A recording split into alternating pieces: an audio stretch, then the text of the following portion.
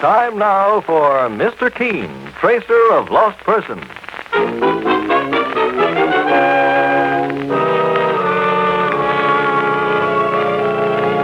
Now for Mr. Keene and the bride and groom murder case. Our scene opens in a roof garden restaurant which is located atop a 14-story building in mid-Manhattan. The dance floor is crowded with gay people, while at a small table in the corner, a young man and his lovely young bride gaze out of the large window at the breathtaking skyline which is New York after dark. A skyline that is soon destined to become a backdrop for horror. Oh, what a fascinating restaurant this is, Roy. It's one of the most popular in New York, Olivia. Just look at that view through the window. Yeah, there's a terrace that goes around the roof. It isn't very cold this evening. Would you like to go out and see what New York looks like at night? Oh, I'd love to, darling. Okay, let's go. Out this door.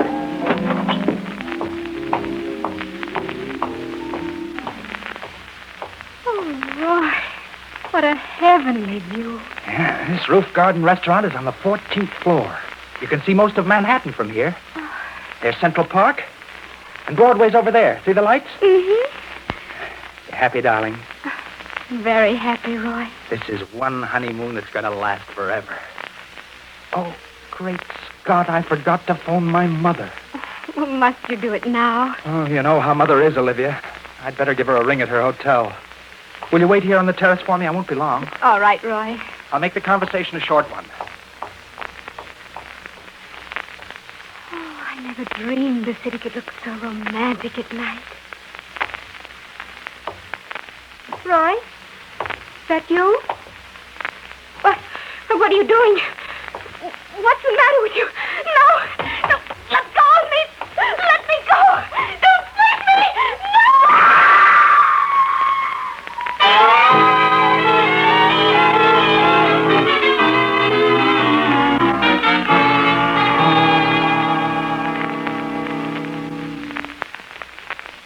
When I returned to the terrace, Mr. Keene, there was a crowd there. That's when I learned that Olivia, my bride, had been pushed off the roof to her death on the street below. Were there any witnesses, Roy? Well, if someone had seen the killer, I wouldn't have come to you, Mr. Keene. The case would be an easy one for the police to solve. But if there were no witnesses, young fella, how do you know it was murder? Olivia would never have killed herself. My partner, Mike Clancy, didn't mean it that way, Roy. Maybe she slipped or lost her balance. Well, that couldn't have happened. The railing around the terrace was several feet high.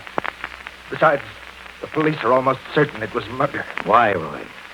Well, there was a slight drizzle in the air last night, Mr. Keene, and there were footprints near the spot where Olivia was standing. The police deduced from the footprints that Olivia must have struggled before she was pushed over the rail. I see. We'd only been married a week, Mr. Keene. We'd come to New York on our honeymoon. Olivia was the most wonderful girl I've ever known. You mustn't let this tragedy ruin your own life, Roy. You're young. You've got to learn to live with your sorrow. It would make it a great deal easier, Mr. Keene, if I could get my hands on whoever killed my wife. That job will be mine and Mike Clancy's. Now tell me, do you or your wife have any friends or relatives in New York? Olivia's half-brother lives here with his wife. Those are the only people we know in New York. My home is in Cleveland, Mr. Keene. Have you seen your wife's half-brother recently? Yes, he invited Olivia and me to dinner the night before last. We only arrived in New York on Monday. Oh. While you were telling me the story just now, you said you left your bride on the terrace and went to telephone your mother. Does she live in New York? No, but she arrived here yesterday. Mother's a buyer for a department store, and my father is dead.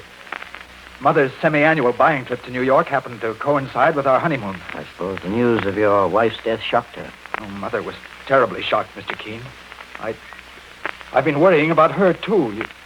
You see, she just got out of a hospital. Oh?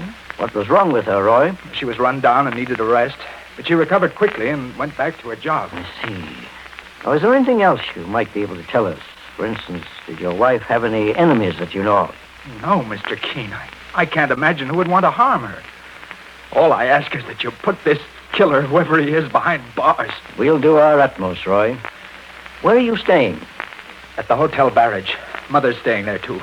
And your brother-in-law, where does he live? Elliot Warwick and his wife live at 975 East 60th. Take that down, will you, Mike? Right, boss. We'll get in touch with you very soon, Roy. Very well, Mr. Keene. Goodbye, sir. Goodbye, Mr. Clancy. So long, young fella. Goodbye, Roy. Oh, sure, it must be a terrible blow to lose a wife, Mr. Keene. And on a honeymoon, too. Yes, Roy Farnham's a very unhappy young man right now, Mike. I'll take it. Hello? Is this Mr. Keene? Yes. My name is Elliot Warwick. My half-sister was murdered last night.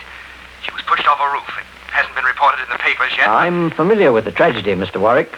You are? Your brother-in-law just left my office. Roy Farnham, what did he want? He asked me to investigate the case on his behalf. He would. How do you mean, Mr. Warwick? Did he tell you his wife, my half-sister, was an heiress? And did he say that he only holds down a $60 a week job? What would that have to do with his wife's murder? Roy Farnham inherits $1 million from Olivia. I called you myself, Mr. Keene, to ask you to investigate the case. If you could come over to my house now, I'll give you a few facts that might surprise you. In that case, Mr. Warwick, I'll lose no time in getting over there. I have your address. Roy Farnham gave it to me. I'll be waiting for you. Goodbye, Mr. Keene. Goodbye. What's up, boss? Mike, that was Olivia Farnham's half-brother, Elliot Warwick. He implied that Roy Farnham himself might have killed his wife for her money. Saints preserve us. Roy didn't look like that kind of a lad. Well, we're certainly going to investigate. At the same time, it'll give us an opportunity to see how Elliot Warwick and his wife fit into this case.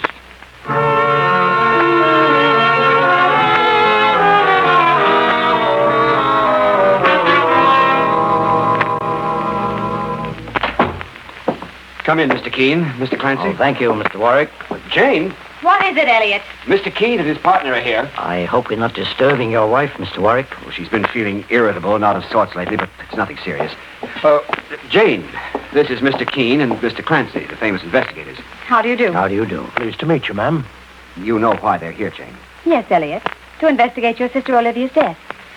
Well, I'm going to put my cards on the table, Mr. Keene, and you can take it any way you wish. I didn't like my husband's sister, and her death doesn't break my heart. How can you talk that way, Jane? Elliot, I'm no hypocrite. Olivia and I meant nothing to each other, and I'm willing to admit it. You're very frank, Mrs. Warwick. Mr. Keene, you'd have found that out yourself in any case. And I refuse to put myself in an embarrassing position. To say nothing of a suspicious one? If you're suggesting that I'm a murderer, Mr. Clancy, why don't you put me under arrest? Oh, just a moment, Mrs. Warwick.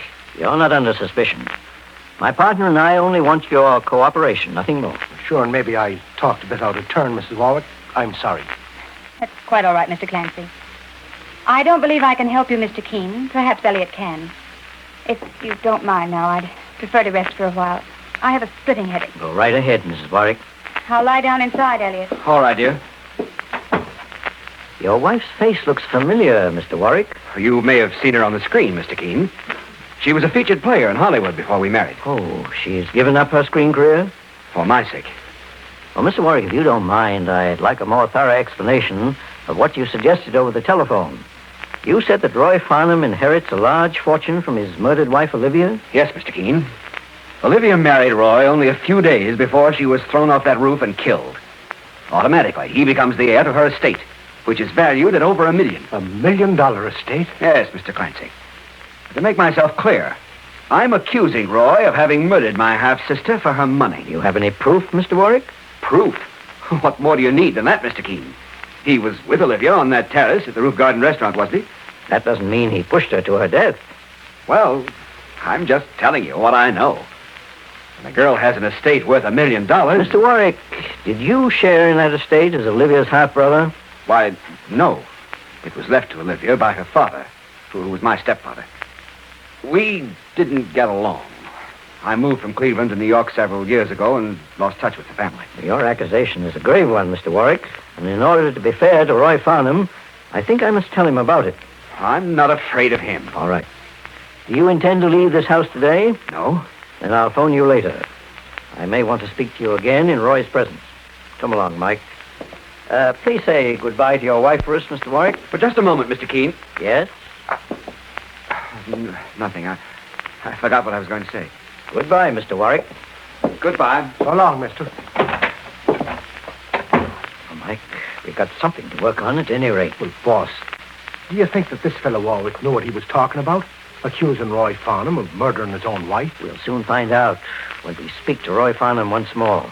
Let's go over to his hotel right now.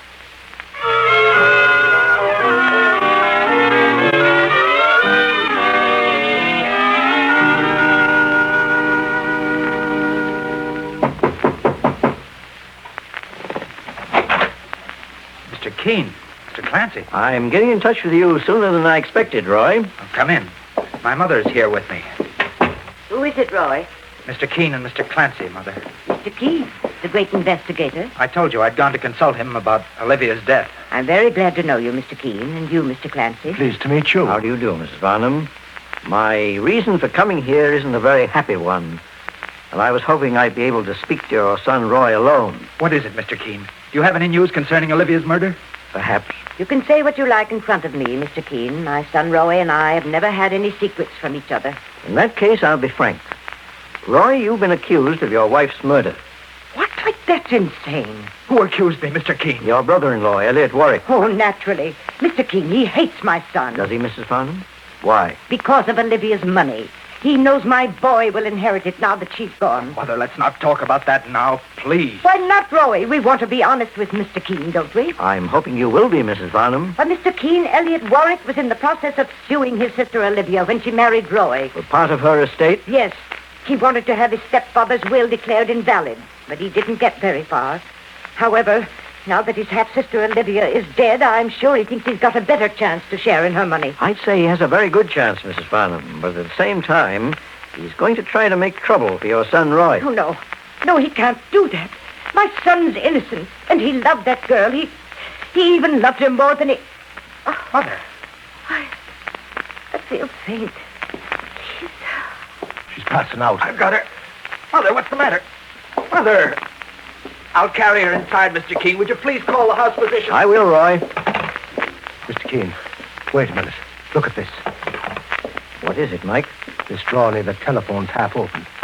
Look what's inside. It's a revolver. And a big one. Now, what would a young fella like Roy Farnham be doing with a gun like this? That's just one of the questions we're going to find an answer for, Mike, after the doctor treats his mother.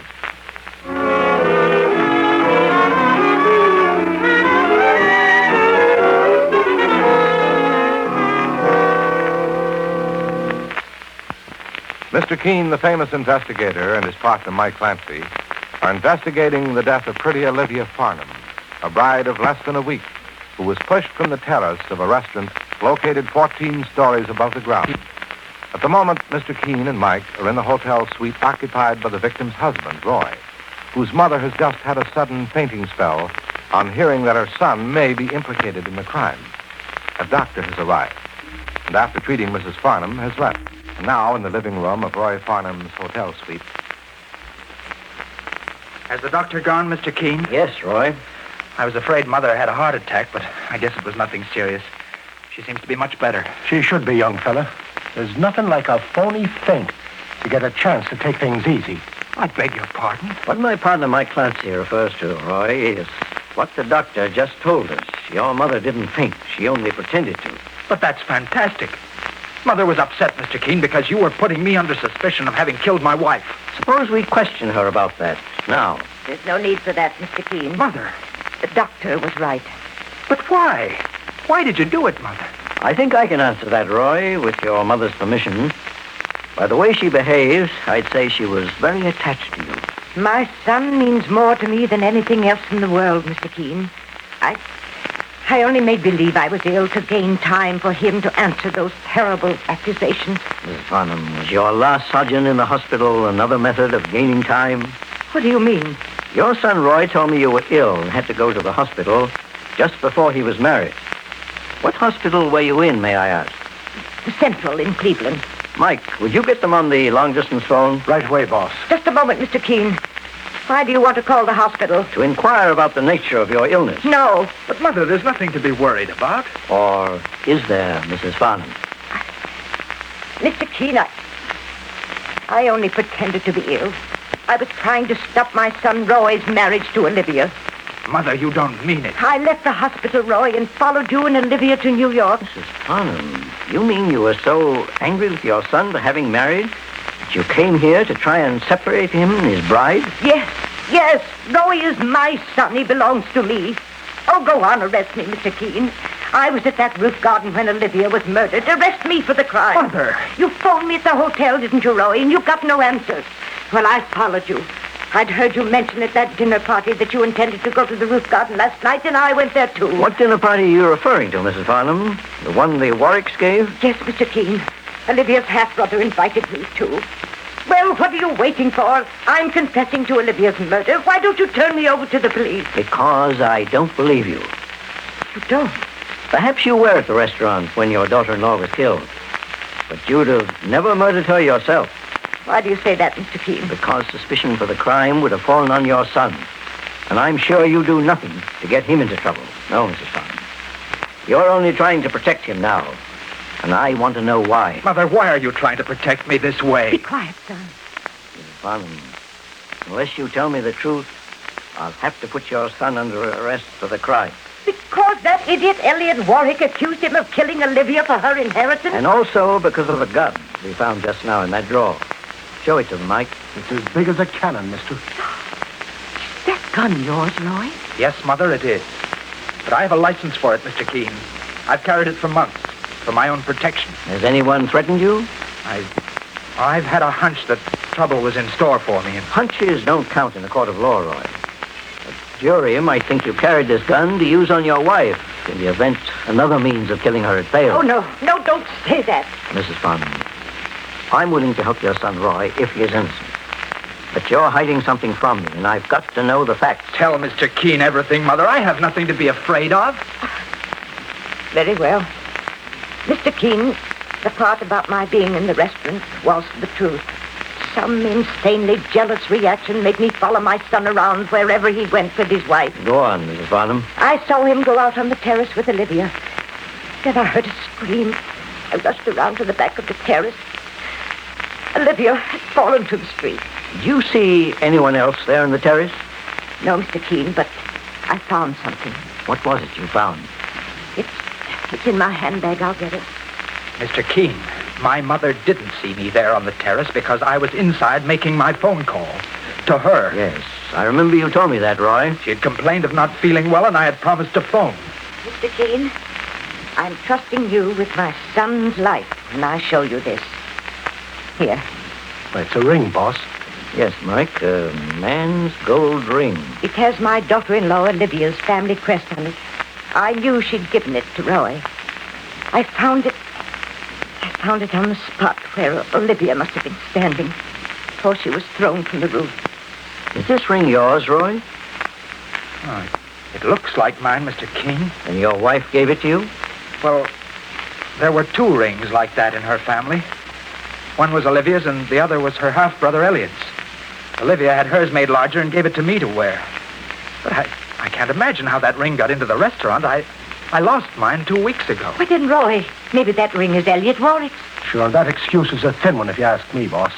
Roy could have lost that ring all right when he pushed his wife over the roof and she put up a struggle. That's not true, Mr. Clancy. Let me see your hand, Roy. There's one thing I will say. This ring will lead me to Olivia Farnham's murderer. Roy, he doesn't believe us. Mr. Keene doesn't believe us.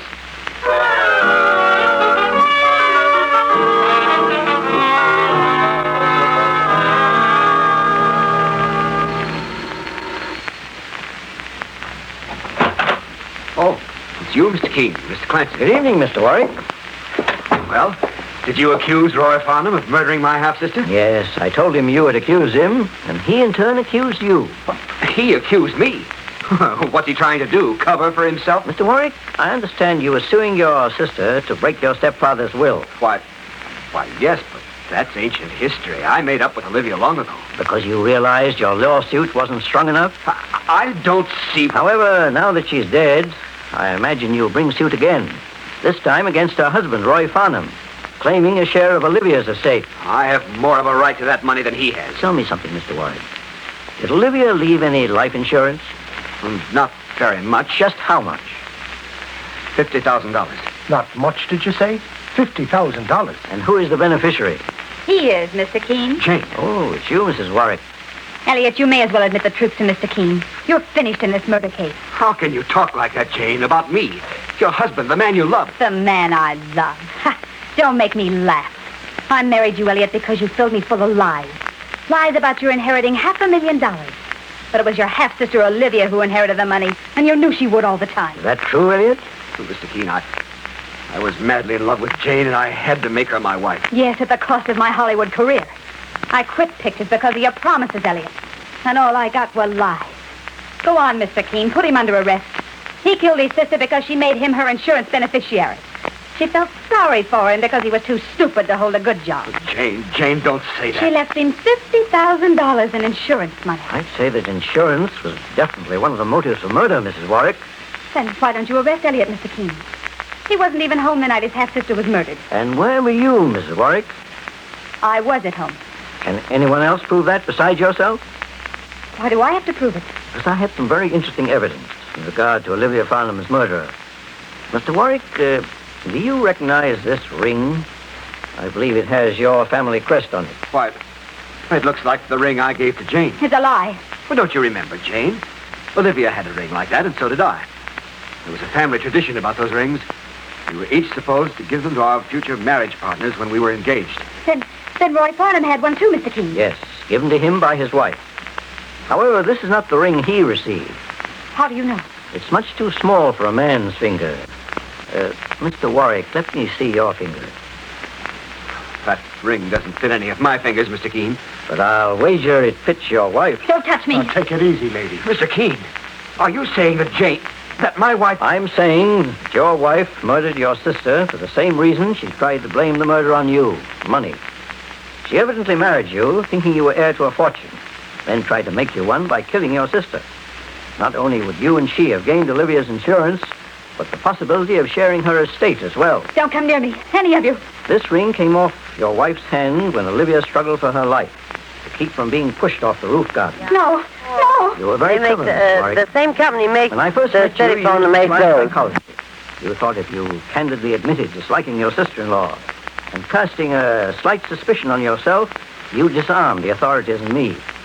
Most murderers do everything they can to hide their guilt. Jane, I can't believe it of you. Your wife was worried when I returned here tonight, Mr. Warwick. And to save herself, she tried to pin the murder on you. All right, Mike. You can put the handcuffs on Jane Warwick. Right, boss. You'll never be able to take me to prison. Do you understand? Boss, look out. She's picked up a fire poker. Afraid of me, aren't you? Well, why don't you come and get me? Mr. King, she fell through the window. It's 9 stories to the ground. Well, sure, and that's justice for you. Yes, Mike. Jane Warwick met the same fate she dealt her victim. We'd better go down there to the street. Meanwhile, I'll call police headquarters and tell them we found Olivia Farnham's murderer and the case is closed.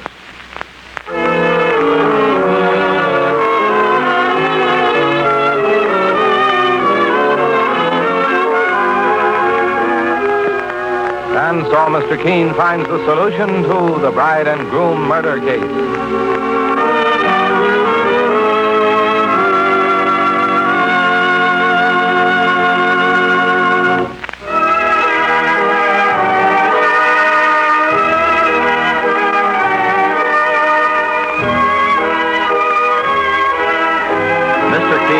Of Lost Persons has been a presentation of the United States Armed Forces Radio Service, the voice of information and education.